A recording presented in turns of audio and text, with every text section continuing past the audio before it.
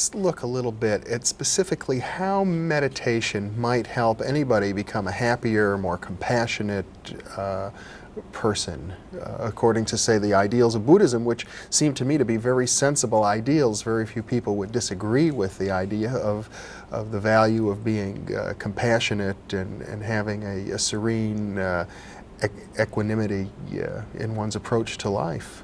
Well, in Buddhism, there are three aspects to practice, and all of them, again, are oriented for people to become freer or happier in their lives. The first, as in most great religions, is generosity. And one of the tenets of Buddhism is that the heart and the body and the mind can all be trained. That is, if you practice something, it will gradually grow in your life.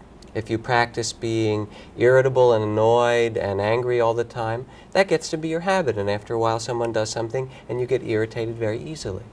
If you practice patience, or you practice kindness, or you practice generosity, and you do it over and over, even if it's self-conscious at first, after a while it grows to be your relation to the world, and people treat you differently because of it. So the three aspects of Buddhist practice are, first, generosity.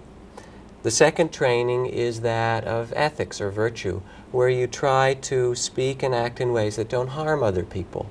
And it makes it a lot easier to meditate if you've been kind and you haven't been involved in harmful behavior, or stealing, or gossiping, or lying. When you sit down to do some inner meditation, your mind's already quiet. Then the third part is a kind of training of the heart and mind. And you say, how does it make you happy, is your question.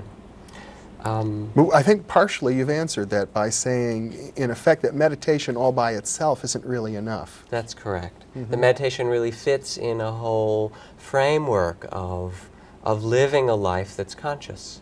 The Buddha was walking down the road one day right after his enlightenment, it's told anyway, and some people saw him and were struck by his beauty and his radiance. I guess he was very happy after he was enlightened, certainly in a good mood anyway.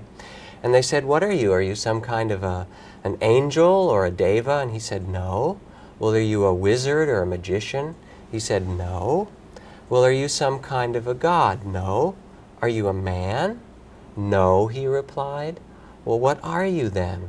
And he answered, I'm awake. And in those three words, I'm awake, kind of gave the essence of meditation teaching. And in Buddhist practice, that capacity to awaken is directed toward our own body and breath and physical being in the world around us, to our feelings and our heart, to our minds, and then to the world of the spirit, or the deeper levels of human existence. And so meditation, in foremost, is a process of learning how to be more conscious or mindful about all of that. Many people have an image of meditation, and I think I've seen it myself in some instances in which a person uses it to create a wall, in effect, to withdraw, to avoid dealing with reality.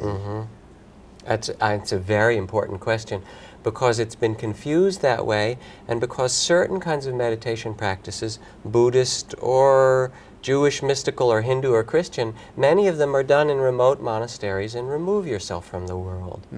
There are two major flavors to meditation, two major categories of it. One is the kind where you try and make yourself quiet by going in a cave or closing your eyes and ears and saying something over and over and over again to shut the world out. And it makes you very peaceful, but the problem is that when you're done and you leave the cave or you stop meditating and you go back to drive on the freeway, there you are again, or in the supermarket, and you get upset again easily. Or I know of people who are really living, say, in the city, and they may meditate and enjoy their meditative practice, even talk about ecstatic states that they get into, but they seem oblivious to obvious things around them, like keeping themselves neat and clean. Exactly right. The second whole class of meditation, in which Vipassana and Zen and a number of other practices. What does Vipassana mean? It means to see clearly in Sanskrit. It's a word that's a meditation for learning to see ourselves and our lives clearly. Okay. And all of these other kinds of meditation fall in a group in which one seeks to find stillness in the midst of activity.